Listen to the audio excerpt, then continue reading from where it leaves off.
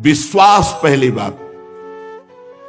आस परिहरे, दूसरों से कोई आशा नहीं रखे। किससे क्या चाहोगे? ये क्या दे सकते हैं संसारी लोग? कोई ऐसा नहीं है जो मांगने में ना उतारू हो, सब मांग रहे हैं।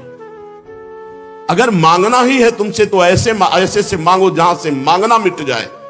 वो केवल भगवान, केवल भगवान। भगवान के सिवा अन्य से किसी मांगने से हमारा मंगतापन नहीं मिटेगा। पीछे एक दिन चर्चा में आया था कि यदि जांचना ही है तो जानकी नाथ से जांचो, जिससे जांचने के बाद जाचकता जल जाए, मांगना मिट जाए। पहला, विश्वास करो तुम्हारे ऊपर भगवान की विशेष कृपा है। दूसरा, हमें कभी किसी से मांगना नहीं, अगर मांगना है तो सिर्फ भगवान से। तीसरा, निरंतर हमें नाम जप करना है। ये बहुत बड़ी बात तीन है। भगवान पर दृढ़ विश्वास, अन्य किसी का आशा भरोसा नहीं, और निरंतर नाम जप। तो कह रहे बिनु श्रम तरई भवनाथ सो समराम है। अन्य कोई साधन का श्रम नहीं, उसे निश्चित भगवत प्राप्ति हो जाएगी। भगवान पर विश्वास रखकर नित्य स्मरण करने का हमें प्रयत्न करना है, प्रयत्न करना है। जितनी हमें सामर्थ्य दी है उतना हमें करना है। आगे की बात भगवान संभाल लेंगे, पक्का समझ लो। घंटों आप संसार की वार्ता कर सकते हो, घंटों घंटों आप संसार के दृश्य देख सकते हो। जैसे 3 घंटे 2.5 घंटे की फिल्म है, आपका बिल्कुल मन नहीं भागेगा। लेकिन 2.5 घंटे बैठकर माला जपो, फिर देख लो क्या दुर्दशा करता है मन, परेशान कर देगा आपको। बस यही, क्योंकि जब 3 घंटे फिल्म देखता है तो सब कुछ कवर कर रहा है प्रपंच, अनजाने में सीसीटीवी की तरह। और जब नाम जप करते हो 3 घंटे तो वो अंदर से मन को खाली कर रहा है, मन को निर्मल कर रहा है। ये बात पकड़ लो तो हिम्मत पूर्वक डटे रहोगे, और नाम जब छोड़ोगे नहीं तो तुम्हारा मन निर्मल हो गया। और जहां मन निर्मल हुआ, निर्मल जन मन सो मोहि पावा, वो भगवान को प्राप्त कर लेता है। ये विश्वास रखो, भगवान हर समय तुम्हें देख रहे हैं। भगवान सर्व सामर्थ्यशाली है, और भगवान ने तुम्हें निमंत्रण दिया है अपने साक्षात्कार का। तभी मानव देह और साधु संग और भजन के रंग में चलने का अवसर मिला है। भगवान ने तुम्हें निमंत्रित किया, आओ परमानंद का भोग लगाओ। शब्द, स्पर्श, रूप, रस, गंध, ये सब चिदानंद में भगवान के, इनका आनंद लो। जब भगवान ने निमंत्रण कर ही दिया है तुम्हें और पंगत में बैठा दिया, ये पंगत में बैठे हो, परमानंद की भोग वृत्ति, परमानंद का भोग लगकर तुम्हें प्रसाद मिलेगा।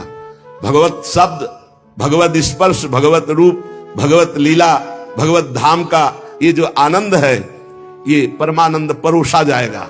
आप पंगत में बैठ गए। कोई धर्मात्मा पुरुष जब तुम्हें पंगत में बैठालता है, पत्तल दोना डाल देता है, तो इसके बाद तुम्हें उबने की जरूरत नहीं, सामान भी आएगा। वो ऐसा कंजूस नहीं कि पत्तल दोना डाल के उठा दे और भगा दे।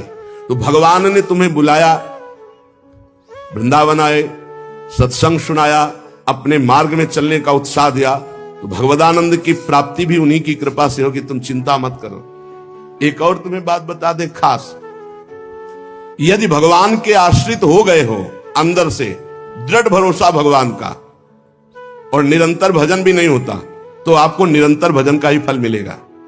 जैसे कोई आदमी लेबर को लिवा लावे, अब भाई शाम तक के कितने लोग? बोले 500 रुपए। अब बैठ जाओ, यहां बैठ जाओ, हम आपको काम बताएंगे।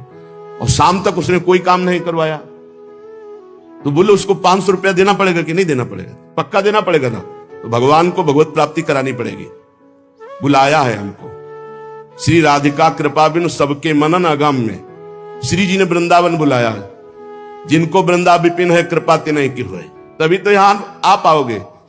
सत्संग सुनाया, क्यों सुनाया सत्संग? हम फंसे थे संसार में, फंसे रहने देते, क्यों सुनाया?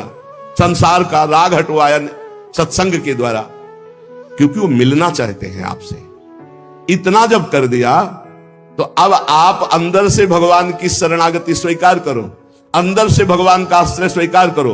भजन की कमी भी होगी तो भी भगवत प्राप्ति हो जाएगी। जैसे वो 8 घंटा काम करने वाले को 500 मिलते हैं, पर वो काम नहीं करवाया, 8 घंटा बैठा ले रहा, तो बैठाले रहने के 500 रुपया उसको देने पड़ेंगे, कानूनी देने पड़ेंगे। ऐसे भगवान को भगवत प्राप्ति करानी पड़ेगी। काहू के बल भजन को, काहू के आचार और व्यास भरोसे कुंवर के सुवत पाँव। आपने बुलाया है हमको, अगर आप ना घसीटते तो हम जैसे थे संसार में, देखो संसार में अपने आप में सब रमे हैं, वैसे हम भी रमे थे। आपने घसीटा, जब आपने घसीटा तो भगवत प्राप्ति आपको करानी ही पड़ेगी। ये हमको कहने की जरूरत नहीं, वो सत्य सच्चिदानंद है, वो करवा ही देंगे। परंतु अपने को अपने विश्वास में अटल रहना चाहिए। कल एक साधक प्रश्न कर रहे थे कि कई वर्ष नाम जप करते हो गए, अभी विकार नहीं गए, तुम कई वर्ष की बात करते हो, 2-4 वर्ष की बात करते हो। जब तक भगवत प्राप्ति नहीं हो जाती तो ये विकार धीरे धीरे कम होते हुए चिंगारी रहते हैं, खत्म नहीं हो जाते। ध्यान रखना है, हम पूरी बात अपने अनुभव की कह रहे हैं। ये चिंगारी रहते हैं, छोटे छोटे बिंदु, और अगर फूस मिल जाए तो चिंगारी को ज्वाला बनने में देर नहीं लगती। भ्रम में मत रहना, बिना भगवत साक्षात्कार के निर्विकार स्थिति नहीं होती। निर्विकारता दिखाई देती है, पर रहते हैं विकार छोटे छोटे बिंदुओं में, और जहां उसको संयोग मिला तो सिंधु होने में देर नहीं लगती। इसलिए आजीवन सावधान। भगवत प्राप्ति के लिए अन्न जल त्यागने की आवश्यकता नहीं है। बहुत बड़े महापुरुषों के वचन ध्यान से सुनना। अन्न जल का त्याग कर देने से भगवान के दर्शन नहीं हो सकते। अगर होते तो चलो भाई अन्न जल का त्याग कर दो तो भगवान मिल जाए, ऐसा नहीं है। ऐसा कोई शास्त्रीय नियम या संतों ने नियम नहीं बनाया आज तक कि आप अन्न जल का त्याग कर दो तो भगवान मिल जाएंगे। एक अहंकार और हो जाता है, वो अहंकार ना होने पावे। अगर हम फलाहार रहते हैं तो भजन के लिए रहते हैं, हर समय हमारा सात्विक भाव बना रहे और निरंतर भजन बने, बढ़िया बात है।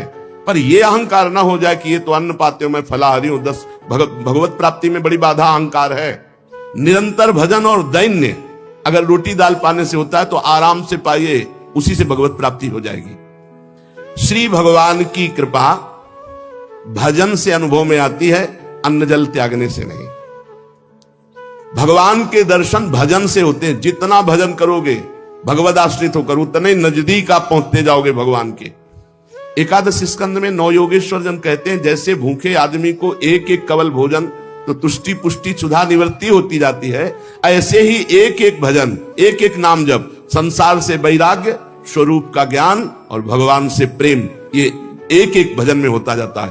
तो अब जैसे कई दिनों का भूखा है, 1-2-4 कवल पवा के रोक दो तो कुछ अनुभव नहीं होगा और भूख व्याकुल। ऐसे ही 2-4 माला कर लिए आप, काम वो भी हो रहा है 2-4 माला से ही, लेकिन आपको अनुभव नहीं होगा। अनुभव होगा जैसे वो आधा पेट भोजन कर ले और फिर स्वाद उसे खीर का सब्जी का अलग अलग आएगा, इतना भूखा कि पहले आधा पेट हो जाए। ऐसे ही हमको कम से कम 12 घंटा भजन में व्यतीत हो, तब हमारी समझ में आएगा कि नाम का स्वाद क्या है। एक एक नाम संसार से वैराग्य, भगवान से प्रेम और स्वरूप का ज्ञान प्रतिपल करा रहा है। पर बोध तब होगा तब कम से कम 12 घंटा भजन 24 घंटे में होने लगे। और जिनका 24 घंटे भजन होता है, ईमानदारी से जिनका 24 घंटे चिंतन होता है, उनको कोई प्रश्न नहीं रह जाता, उनकी कोई चाह नहीं रह जाती, उनकी कोई कामना नहीं रह जाती। अपने आप भगवत साक्षात्कार, अपने आप तत्व ज्ञान होने, भजन में बहुत बड़ा बल है। तो इन सब बाहरी बातों पर साधक ना फंसे कि हम अन्न छोड़ दें, हम जल छोड़ दें, हम ये कपड़ा छोड़ दें। सर्दी है, चिंतन हो रहा सर्दी का, अरे चाहे टाट मिले चाहे कंबल तत्काल ओढ़ लो, चिंतन सर्दी का ना हो। प्रिया प्रीतम को खास बात यह है, भूख लगी है जो मिले नमक रोटी खाओ, इसको शांत करो और चिंतन प्रभु का करो। चिंतन रोटी का हो रहा है, चिंतन कपड़ा का हो रहा है, चिंतन भोगों का हो रहा है, वो बात नहीं। ये बात बिल्कुल परमार्थ में शास्त्र सम्मत, हमारा चिंतन नहीं होना चाहिए जागतिक भोगों का। भगवत प्रसाद जो मिला इसे डाल लिया उदासीन भाव से, चिंतन हमारा प्रभु का होना चाहिए। भगवत दर्शन में प्रधान भजन करते हुए जब भगवान से मिलन की व्याकुलता होती है, अभी कहां मिलन की व्याकुलता है। भजन, खास बात भजन है। जितना देर भजन करोगे उतने आप उज्जवल और पवित्र होते चले जाओगे। आपको पता नहीं होता कि आप कितनी ऊंचाई पर चढ़ रहे हैं। जब कोई अपराध बनता है और वो खो जाती है वृत्ति, तब लगता है कितनी ऊंचाई की वो वृत्ति थी, मेरे से गलती हो गई तो देखो वृत्ति खो गई। सहज धारा भगवत चिंतन की, सहज धारा, कोई विक्षेप नहीं, कोई चाह नहीं। और जहां अपराध बन गया तो बाधित हो जाती। कई तरह का अपराध होता है। मैं बहुत भजनानंदी हूं और इनमें तो भजन नहीं, रुक जाएगा आपका भजन। किसी से अपने को मिलाना, उसको अपने से नीचा देखना, मारे गए, आपका भजन रुक जाएगा। किसी की निंदा कर देना, किसी की ऐसी चेष्टा करना कि उसके भजन करने वाले हृदय में दुख पहुंच गया, अब आपका भजन अवरुद्ध हो जाएगा। ना कोई चेष्टा, ना कोई निंदा और ना कोई मिलान किसी से करना है। हर समय देखना है हमारे ऊपर भगवान की विशुद्ध कृपा है, सब संतों की कृपा है, चराचर जगत की हमारे ऊपर कृपा है, सब श्रेष्ठ है, हम सबसे लघु। अब भजन आपका निरंतर चलेगा। अनन्य भजन में ना तन की शुद्धि रह जाए और ना मन की शुद्धि रह जाए। मन भी बेशुद्ध हो जाता है। अभी हमारा मन नहीं लगता तो मन की शुद्धि है, भजन की नहीं, ध्यान रखना। बैठे हो, शरीर में पीड़ा हो रही, अभी तन की शुद्धि है, भजन की। जब भजन में आएगी तो तन मन डारे खोए, लगन लगन सब कोई कहे, लगन कहावे सोए, जा लगन में तन मन डारे खोए। ऐसा भजन चल रहा है कि मन भी पंग हो गया, तन की भी शुद्धि नहीं। यह है भगवत साक्षात्कार के लिए। जानबूझकर हठपूर्वक अन्न, वस्त्र आदि आदि जो शरीर निर्वाह के लिए इनको छोड़ना बड़ा हानिकारक है। शरीर को स्वस्थ रखना भजन के लिए बहुत आवश्यक है। आपका शरीर स्वस्थ है, आप आराम से 2-4 घंटे आसन में शांत बैठकर मन को परमात्मा में लगा सकते हैं। अब आज कलयुगी शरीर ऐसे हो रहे हैं, नौजवान आदमी ब्लड प्रेशर, शुगर, क्या क्या परेशानियां। भजन कर लो, आगे और समय ऐसा आने वाला है भजन के लिए अवसर नहीं। जानबूझकर हठपूर्वक अगर आपको सुविधा सामग्री मिल रही शरीर रक्षा के लिए तो उनका त्याग ना करो। इसके त्याग से कुछ नहीं होता। अब शरीर ये सब अनुभव की बात है। शरीर उघार, सर्दी में शरीर कांप रहा है तो चिंतन तो जा रहा है ना सर्दी का। अरे जैसा भी टाट पट्टी कंबल जो भी मिले शरीर में डाल लो। अब चिंतन प्रिया प्रीतम करो, ये खास बात है। ये बहुत समय के बाद समझ में आती, नहीं तो अहंकार बना रहता है। स्वेटर कंबल के त्यागी हो, चिंतन सर्दी का हो रहा है, प्रिया प्रीतम का चिंतन करना है, परमात्मा का चिंतन कर। खास बात है चिंतन नहीं छूटना चाहिए तो तुम्हारा त्याग सार्थक। और अगर चिंतन छूट गया तो त्याग की, और चिंतन ही बदल जाता है। प्रभु का चिंतन न रहकर शरीर का चिंतन होने लगता है। इसीलिए प्रेमी जनों को आप देखिए, वो वैराग्य प्रधान नहीं अनुराग प्रधान होते, इसलिए उनको पहचानना बड़ा कठिन। अखंड चिंतन निरंतर चले और जैसी स्थिति में शरीर को प्रभु रख रहे वैसी स्थिति, शरीर ही से राग खत्म। आप निरंतर भजन करें, भगवान के दर्शन की भी मांग ना करें तो भी भगवान को दर्शन देना ही होगा, अपने आप देना होगा। आप पुकारें, आप भजन करें। भगवान दर्शन किसको कब और किस साधना से देते हैं आज तक कोई नियम नहीं है, कोई नियम नहीं। वो कहो अभी आपको दर्शन दे दे, उनके लिए क्या है। इसीलिए तो भगत मस्त हो जाता है जो भगवान की शुद्ध भक्ति करता है कि जब चाहेंगे करुणा निधान निहाल कर देंगे। प्रभु के लिए कोई नियम नहीं है। भगवान जब जहां जिसके ऊपर कृपा करे, बहुत भगवान कृपालु है। और आज तक जिनको मिले हैं वो बहुत सरल सहज स्वभाव वालों को मिले। ये जितनी बुद्धि लगाने वाले लोग हैं इनको बहुत दौड़ना पड़ता है, और जो सहज सरल होते हैं भगवान उनको मिल जाते हैं। भगवान जिनको मिलते हैं कैसे होते? सरल चित्त, संत सरल चित्त जगत हित, जान स्वभाव सने। बहुत सहज इनका स्वभाव, कोई छल कपट नहीं, चित्त में निरंतर भगवत स्मृति। भगवान मिले मिलाए हैं यार, भगवान अंदर ही बैठे हैं, वो सब देख रहे हैं। जब भगवान से चित्त जुड़ जाता है, निरंतर भगवत स्मृति होती है, तो भगवान बिना प्रार्थना के आके दर्शन दे जाते हैं। अर्थात उनके दिमाग में, उनके नेत्र में, उनके हृदय में श्री भगवान ही बसे रहते हैं। अपरिमित दयालु भगवान है, अपरिमित दयालु। उनका स्मरण करते हुए निश्चिंत हो जाओ।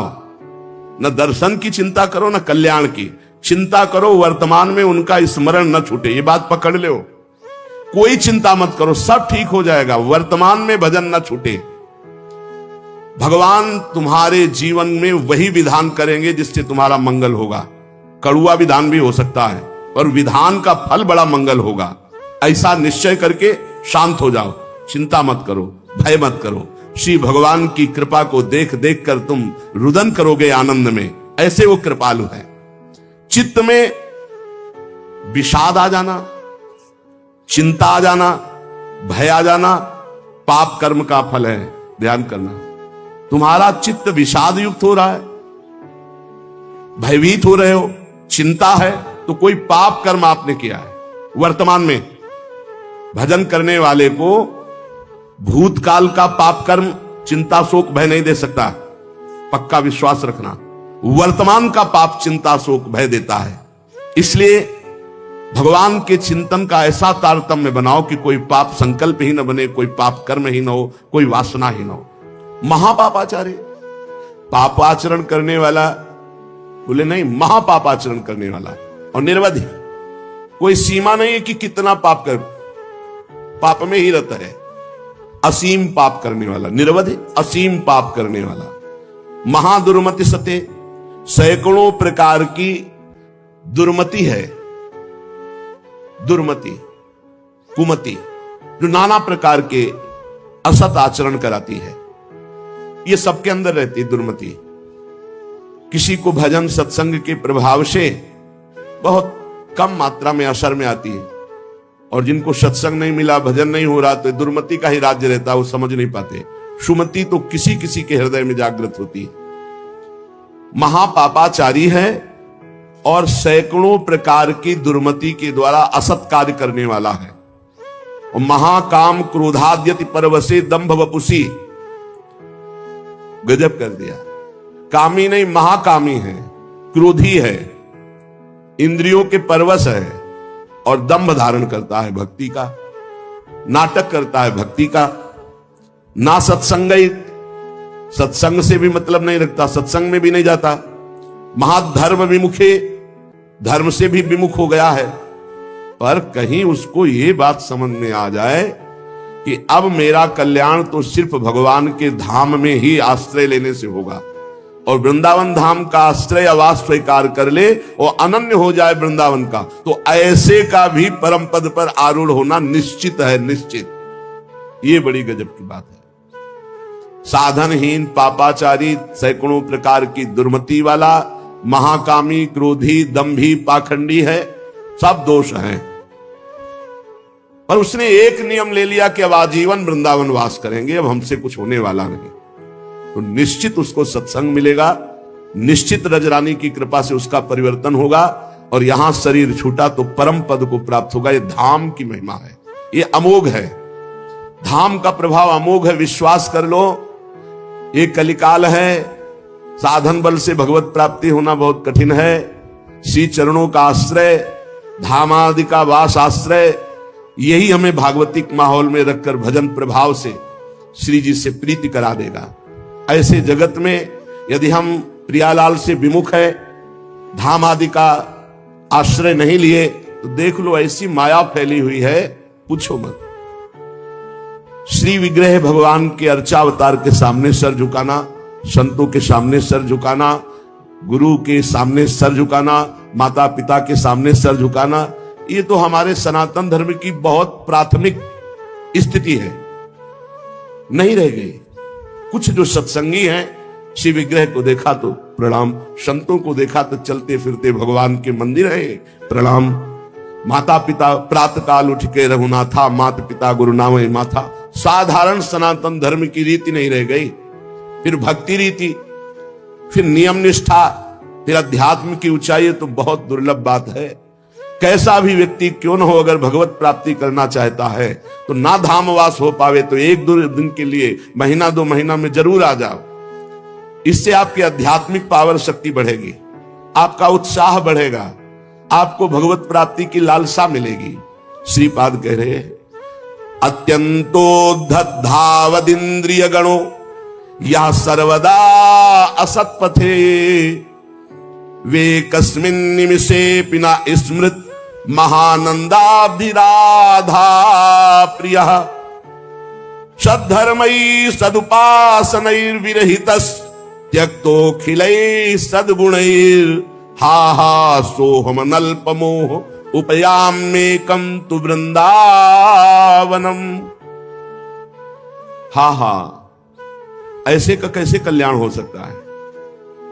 अत्यंत उद्धत धावत इंद्रिय गणों, बड़ी उद्धत होकर प्रचंड बलवान इंद्रियां और मन ये भोगों में भाग रहे हैं। सब कोई देख लो, बहुत धोखेबाज हैं, दोस्ती का वादा करके दुश्मनी का काम करते हैं। पहले हमें सिखाते हैं कि देखो इसमें बड़ा सुख है, अगर ये वस्तु, ये व्यक्ति, ये स्थान, इसका संयोग प्राप्त कर लो, इसे भोग लो, तुम सुखी हो जाओगे। जीवात्मा इनकी सलाह में आ गया है, इसलिए बंधन को प्राप्त हो गया। नहीं तो निर्मल है, इसमें कोई विकार नहीं है, चैतन्य घन है, ये तेजो स्वरूप, इसको कोई बांध नहीं सकता, पर सुख के लोभ से बंध गया। हमारा बंधन क्या है? सुख लेने की लालसा, सुख भोगने की चाह से इन उद्धत बलवान इंद्रिय और मन ने हमको अपना गुलाम बना लिया। चाहे जितने विद्वान हो, चाहे जितने पढ़े लिखे हो, चाहे जितना सत्संग सुनो, चाहे जितना प्रवचन कर ले, अगर भजन नहीं है, खास बात समझ लेना, तो ये इंद्रियां मन बहुत प्यार से फंसाते हैं। हमें उस समय विवेक से काम लेना चाहिए कि ये भोग तो सारा जगत भोगता है। ऐ मन, ऐ इंद्रिय, अब नहीं, अब तो हम प्रभु के चरणों की प्राप्ति के लिए चल पड़े, अब असत क्रिया नहीं।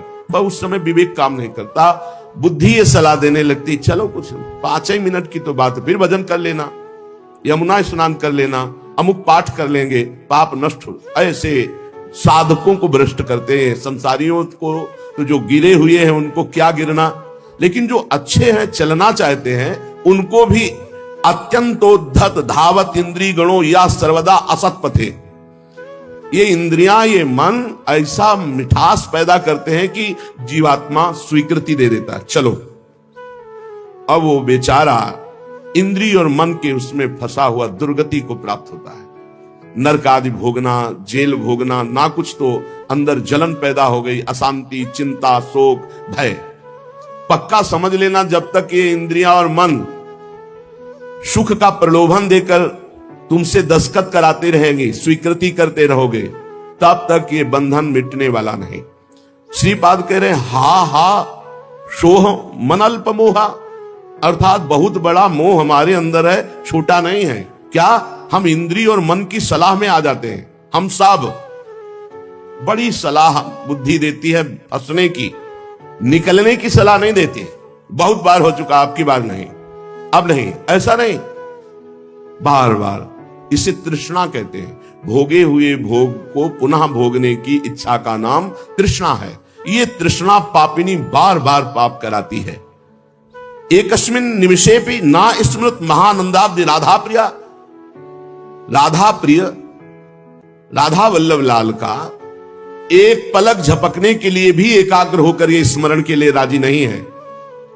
ध्यान देना, सोचो कि स्वाभाविक ये भजन करेंगे तो इनके बस की बात नहीं, इंद्रिय और मन की, ये स्वाभाविक विषयों में तुम्हें फंसाएंगे।